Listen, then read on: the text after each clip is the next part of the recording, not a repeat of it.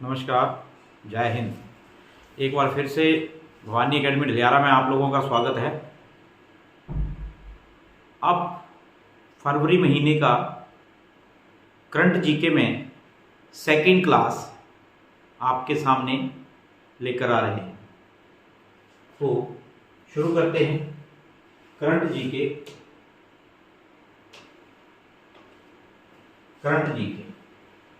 फरवरी 2025 class second. First class में हमने चर्चा करी थी, आज सेकंड की टर्न है, एक क्लास और है। आज की क्लास बहुत इंपॉर्टेंट है, छोटी क्लास है, इंटरेस्टिंग है। और कभी कभी तो ऐसा होता है कि कोई ऐसा मंथ आ जाता है जिसमें कोई अच्छे क्वेश्चन नहीं मिलते हैं, लेकिन इस बार अच्छे हैं, एग्जाम में पूछे जाने वाले क्वेश्चन हैं। शुरू करते हैं। पहला क्वेश्चन है समान नागरिक संहिता। ये क्वेश्चन बहुत सुर्खियों में रहता है, भारतीय जनता पार्टी के एजेंडे में रहता है। यूनिवर्सल सिविल कोड, समान नागरिक संहिता। आज यदि मोदी तीसरे टर्न के लिए आए हैं, अगर भारतीय जनता पार्टी भारत में जीत रही है तो उसके पीछे कहीं ना कहीं श्रेय जाता है समान नागरिक संहिता। समान नागरिक संहिता आज का विषय नहीं है, ये बहुत पुराना विषय है। सायरा बानो केस से शुरू हुआ था ये, जिसमें ये बताता है हमें कि एक देश में अगर 142 करोड़ लोग रहते हैं तो सभी नागरिक समान होने चाहिए। अगर हिंदू धर्म में तलाक के लिए न्यायालय का सहारा लिया जा सकता है और तलाक के बाद पति को पत्नी को गुजारा भत्ता देना पड़ सकता है, तो मुस्लिम धर्म में ऐसा क्यों नहीं है? एक ही देश के अंदर दो धर्मों में दो अलग अलग कानून क्यों हैं? अगर किसी भी आदमी से पूछा जाए तो वो कहेगा ये गलत बात है। हिंदू धर्म के लिए एक्ट जो है, जो भारतीय संविधान में मेंशन किए गए हैं, उसके अनुसार चलते हैं, जबकि मुस्लिम धर्म में मुस्लिम पर्सनल लॉ बोर्ड के अनुसार ये सारी गतिविधि होती है। इसीलिए भारत में मेजॉरिटी ऑफ पीपल, हिंदू लोगों का कहना है कि 142 करोड़ लोगों पर एक जैसा कानून लगना चाहिए। ऐसा नहीं होना चाहिए कि आधे लोगों पर और कानून और आधे लोगों पर और कानून। अगर शॉर्ट में कहें तो जितने भी जनसंख्या है, जितने भी पॉपुलेशन है, जितने भी लोग हैं, सभी पर एक जैसा कानून लागू हो, यही समान नागरिक संहिता है। तो समान नागरिक संहिता स्वतंत्रता के बाद यानी 1947 से आज तक वही कानून चल रहे हैं जो चल रहे हैं, लेकिन समान नागरिक संहिता लागू करने वाला उत्तराखंड बना पहला राज्य। उत्तराखंड बना पहला राज्य, यानी उत्तराखंड ने अपने राज्य में समान नागरिक संहिता लागू कर दी है। वहां पर हिंदू के लिए, वहां पर मुस्लिम के लिए, वहां पर सिख के लिए, वहां पर ईसाई के लिए, बौद्ध के लिए, यहूदी के लिए, पादरी के लिए, हर किसी धर्म के नागरिक के लिए एक जैसा कानून लागू होगा। 28 राज्य हैं, 8 यूनियन टेरिटरी हैं। 1947 के बाद उत्तराखंड बना पहला राज्य जहां समान नागरिक संहिता लागू हुई। आगे चलते हैं। गोवा जो है वो भी एक भारत का राज्य है। 1961 में आजाद हुआ था पुर्तगालियों से। तो गोवा में समान नागरिक संहिता लागू है, पर यह पुर्तगाली शासन के समय से है। इसमें भारत के लागू करने का कोई औचित्य नहीं है, पुर्तगालियों ने ही इसे लागू किया है। समान नागरिक संहिता समिति जो उत्तराखंड में है, ये इंपॉर्टेंट क्वेश्चन है। उत्तराखंड ने पहले एक समिति का गठन किया और उसे बोला गया कि आप पूरे राज्य में सर्वे करो, पता करो, ये बनना चाहिए नहीं बनना चाहिए। उस समिति यानी समान नागरिक संहिता समिति, भारत की नहीं, सिर्फ उत्तराखंड की समान नागरिक संहिता समिति की अध्यक्षता रंजना देसाई, ये चीफ जस्टिस रिटायर्ड हैं, रंजना देसाई ने की थी। उत्तराखंड ने अभी इसी वर्ष 27 जनवरी, देखो पहले रंजना देसाई जी की अध्यक्षता में एक समिति का गठन हुआ, उन्होंने अपनी कुछ सिफारिशें विधानसभा में रखी, विधानसभा ने उन सिफारिशों को आधार मानते हुए कानून बनाया, एक्ट बनाया, लागू कर दिया। अब कागजों तक तो सीमित हो गया, ये बन गया। अब इसे लागू करना था राज्य में, तो राज्य में लागू किया गया 27 जनवरी 2025 को, यानी ठीक आज 28 फरवरी है, ठीक एक महीना पहले इसे राज्य में लागू कर दिया। इसलिए उत्तराखंड सरकार हर वर्ष 27 जनवरी को मनाएगा समान नागरिक संहिता दिवस, और ये राष्ट्रीय नहीं होगा, राज्य का होगा। इसको केवल उत्तराखंड राज्य ही मनाएगा। अब देखो कंक्लूड कर देते हैं, उत्तराखंड राज्य बना भारत का पहला जहां समान नागरिक संहिता लागू हो गई। और इस समान नागरिक संहिता को लागू करने का जो समिति बनाई गई थी उसकी अध्यक्षता करी रंजना देसाई ने, और ये 27 जनवरी 2025 को लागू किया। इसलिए उत्तराखंड सरकार हर वर्ष 27 जनवरी को मनाएगा समान नागरिक संहिता दिवस।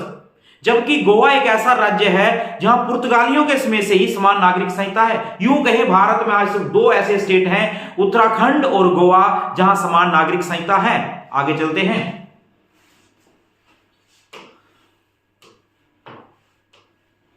आगे चलते हैं, मेजर ध्यानचंद खेल रत्न पुरस्कार। ये जो करंट में जो हुआ है, इस महीने जो करंट में हुआ है, खेलों का सबसे बड़ा पुरस्कार है। Very very important. अभी इससे पहले कि मैं एक नई लाइन ऐड कर देता, उससे पहले दूसरी लाइन में वही है, मेजर ध्यानचंद खेल रत्न पुरस्कार का नाम राजीव गांधी खेल रत्न पुरस्कार था, यानी यहां बढ़ रहा है पुराना नाम, यानी पहले इसको राजीव गांधी खेल रत्न पुरस्कार के नाम से जाना जाता था। हाल ही में 2021 में भारत सरकार ने इसका नाम बदलकर मेजर ध्यानचंद खेल रत्न पुरस्कार कर दिया। यह पुरस्कार अंतरराष्ट्रीय स्तर किसे मिलता है? अंतरराष्ट्रीय इंटरनेशनल लेवल पर जो पिछले 4 वर्षों से भारत का नाम ऊंचा कर रहा हो उसे मिलता है, हर किसी को नहीं मिलता है। विराट कोहली हैं, उन्होंने इंडिया का नाम वर्ल्ड में ऊंचा किया। सचिन तेंदुलकर हैं, महेंद्र सिंह धोनी है, शुभमन गिल हैं, मोहम्मद शामी है, मनप्रीत सिंह हैं, मनप्रीत कौर हैं। ये जो खिलाड़ी हैं जो पिछले 4-4 सालों से इंडिया को रिप्रेजेंट कर रहे हैं, उनको मिलता है ये। तो क्वेश्चन है, इस पुरस्कार के तहत 25 लाख रुपया इनाम दिया जाता है। इस पुरस्कार के तहत 25 लाख रुपया इनाम। अभी ये पूरा नहीं हुआ। मेजर ध्यानचंद खेल रत्न पुरस्कार की बात करें, 1992 में 1992 से शुरू हुआ था। पुराना नाम राजीव गांधी खेल रत्न पुरस्कार था। 2021 से इसका नाम बदलकर कर दिया गया मेजर ध्यानचंद खेल रत्न पुरस्कार। अब हम ये देखेंगे कि इस वर्ष किसे मिला है, तो एक बार फिर से हल्का सा रिपीट कर देते हैं। खेलों का सबसे बड़ा है, राजीव गांधी खेल रत्न पुराना नाम है, 4 वर्षों का रिकॉर्ड रहेगा और 25 लाख। तो क्या देखा हमने? नंबर 1 हमने पढ़ा बड़ा है, नंबर 2 हमने पढ़ा पुराना नाम राजीव गांधी, तीसरा पढ़ा 4 वर्ष, और चौथा पढ़ा हम लोगों ने 25 लाख। यानी इस पेज पे ये 4 ही चीजें मेन हैं। क्या कि एक तो बड़ा है, पुराना नाम राजीव गांधी खेल रत्न पुरस्कार है, और तीसरा जो है वो लिखेंगे 4 वर्षों में जो भारत का नाम ऊंचा करे, और 25 लाख रुपए इसमें इनाम के तौर पर मिलता है। आगे चलते हैं।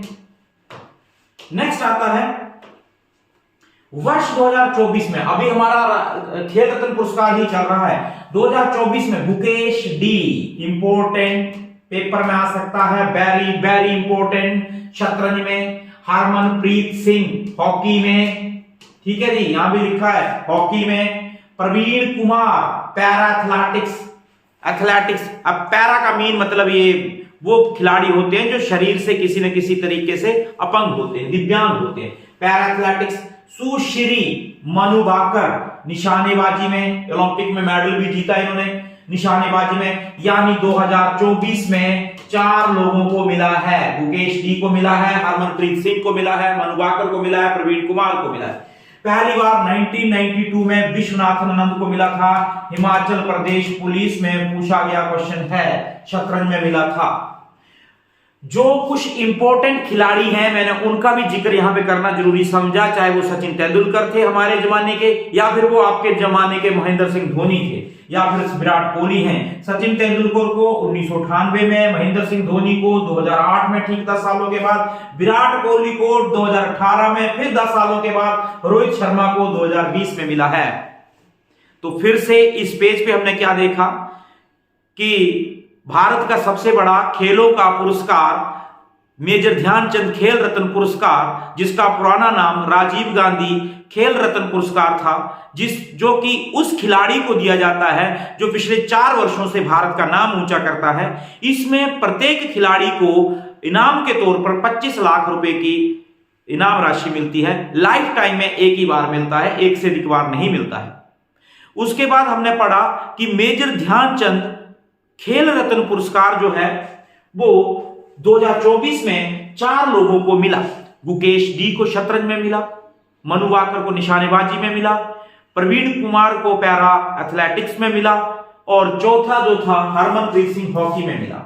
पहली बार 1992 में शतरंज में विश्वनाथन आनंद को मिला था। पुलिस में पूछा गया क्वेश्चन है।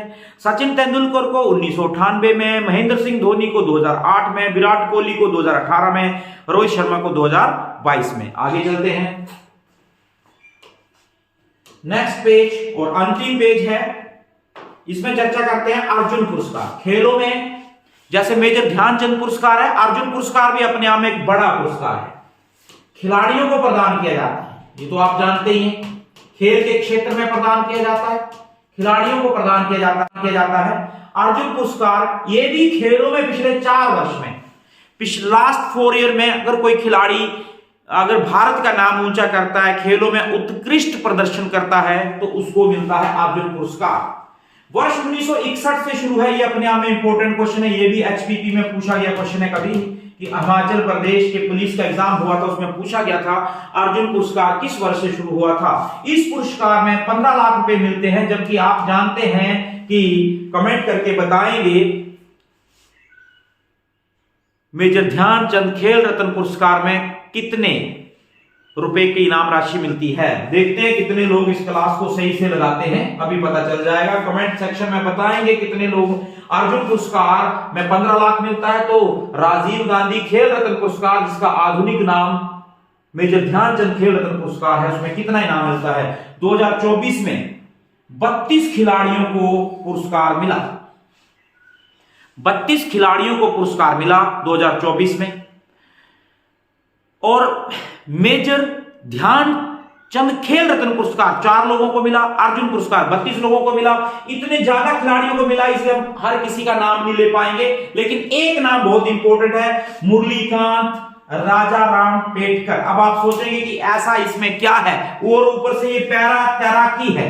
पैरा मीन थोड़ा वही दिक्कत होगी ना, ये इंडियन आर्मी में एक सोल्जर था, गोली लग गई कश्मीर वाली साइड में, या कहीं इनको जख्मी हो गए, और जब इनको होश आया तो इन्होंने क्या देखा, इनके शरीर का निचला हिस्सा काम नहीं करता था, और फिर इन्होंने ये मतलब एक स्पोर्ट्स पर्सन थे, ये बॉक्सिंग के प्लेयर थे, लेकिन गोली लगने के बाद इनका एक सपना था। देखो ये कहानी हमें बहुत कुछ शिक्षा देती है।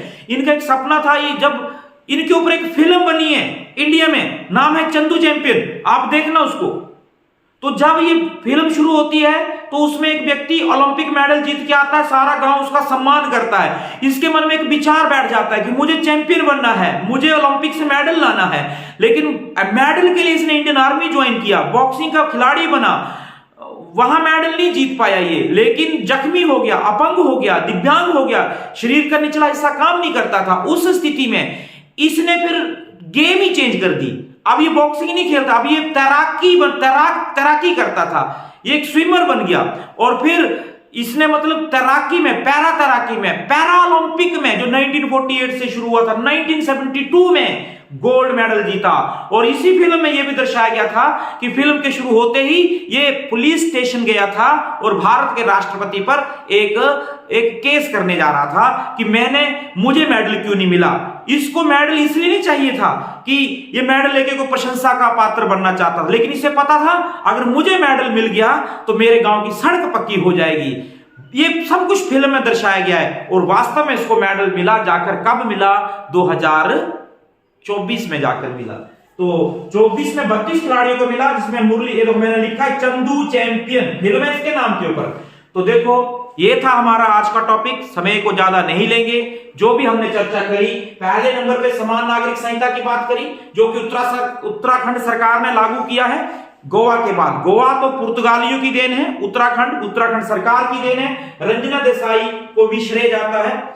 दूसरे नंबर पे मेजर ध्यानचंद खेल रत्न पुरस्कार की बात करी जो 1992 से विश्वनाथन आनंद को सबसे पहले मिला था, तेंदुलकर को 98 में, धोनी को 2008 में, विराट कोहली को 18 में और लास्ट आपने देखा कि रोहित शर्मा को 22 में। ऐसे ही अर्जुन पुरस्कारों की बात करी, मेजर ध्यानचंद पुरस्कार 4 लोगों को, तो अर्जुन पुरस्कार कुल 32 लोगों को मिला। आज की क्लास में इतना ही, आज के लिए थैंक यू वेरी मच।